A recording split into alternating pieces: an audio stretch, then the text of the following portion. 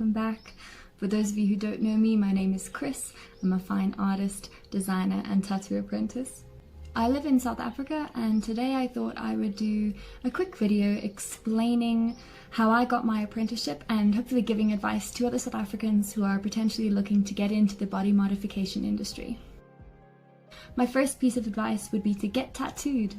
Now you'll find along the way that getting an apprenticeship requires a lot of capital outlay, a lot of financial investment, and this is kind of where that starts. You need to get in touch with how studios in your area run. You need to do a lot of research, find the best studios that you can, and that might mean really expensive studios. Get in there, get a tattoo, and chat to the artist. Get their advice, get their opinion, make friends, and see if they can guide you towards something that's going to be beneficial to you. Ultimately, if they can't help you, you now have a tattoo, and you have more experience than the average Joe, and you certainly have more experience than you had yesterday. My next piece of advice would be to take an online course. Now, unfortunately, in South Africa, there are no accredited courses that will qualify you outright to be a tattoo artist or a piercer. What you can do is find a course through an online platform such as Udemy or Allison that will give you a lot of information for relatively cheap. You will be issued with a certificate when you complete these courses, and though they're not recognized nationally, they are amazing to have in your CV as they add value and experience to your portfolio. Following that, the next best thing to do is YouTube. There are tons of free resources, whole YouTube channels dedicated to educating young apprentices and tattoo artists. Spend weeks, spend months, spend hours there and learn what you can. Where people are giving information away for free is your biggest resource. Again, this is not going to add value to your CV, so I encourage you to do as many courses that have a certificate or a diploma attached to them as possible.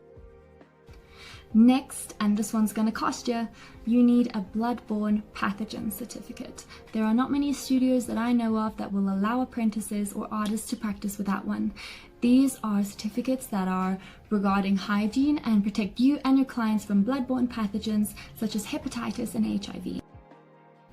I know it sounds like the only thing I have to say, but take an art course.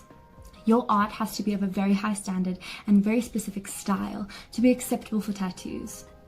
Taking an art course will help you with your basics and also help you fine-tune any skills that you already have. Again, something with an accreditation is always amazing, but you can take many illustration or tattoo artistry artwork courses online as well. Now, every apprentice needs a good portfolio. What does a portfolio look like, you may ask? This is the portfolio that I used to get myself an apprenticeship. This has over 300 illustrations in it. It took me over a year to put together. You get the idea. This portfolio also has a formalized cover letter. So I would advise that you take some time and write a very thorough cover letter and artist biography regarding the subject of all of your artworks and your motivation for your art style. If you don't have these things, take an art course and you'll learn about them.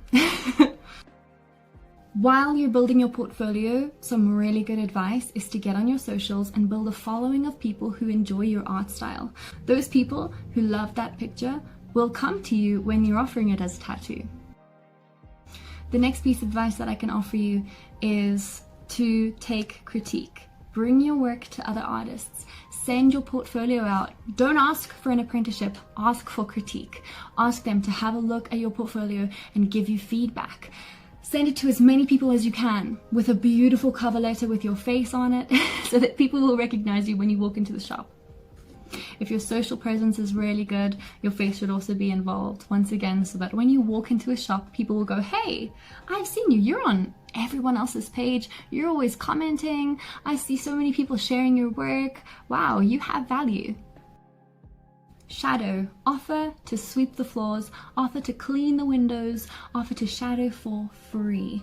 A lot of artists will allow you to shadow for 2, 3, 4, 5 days in a row, and you can learn so much from them without them having to commit to an apprenticeship with you. This goes back to the first point of getting tattoos and getting to be friends with your artists. If you have a relationship and they know your intentions, you can more likely get into a shop and spend a couple days there, make the coffee, go on the lunch run, and end up getting some really, really valuable advice from a couple of artists.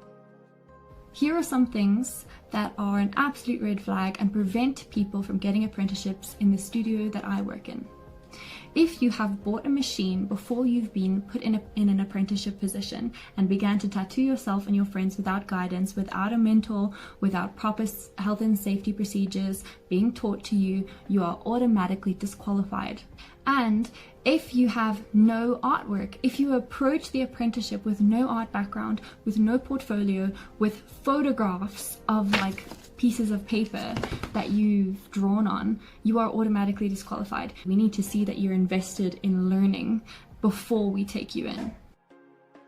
If you are approaching apprenticeship hoping to earn any amount of money, if you are approaching apprenticeship hoping to earn minimum wage, I have really bad news for you.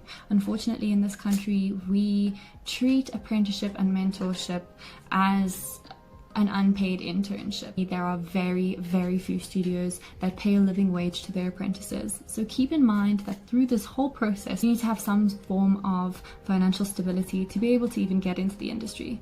Now, I understand that this cuts a lot of people off. I understand that this is incredibly unfair, and unfortunately, this is the fact of the matter. I've heard stories of artists that literally didn't eat because they weren't being paid during their apprenticeships. They were working tables at Hooters and were able to pay their rent, and that was it. And it's really awful. And so, to be fair to you, I think it is fair to tell you up front that there are very few studios that are willing to pay you. If anything, they will pay you a daily minimum wage, which is from 200 to 300 Rand a day, and I can't even promise you that. I would suggest that if you need money as part of the negotiation, you be very upfront when you have an interview, that you indicate to the artist or to the studio manager that you need a living wage, and that be non-negotiable. As I often say on my TikTok channel, good luck, have fun, and be safe. I'll see you guys again next time, and be sure to drop any questions you have in the comments down below. Bye for now.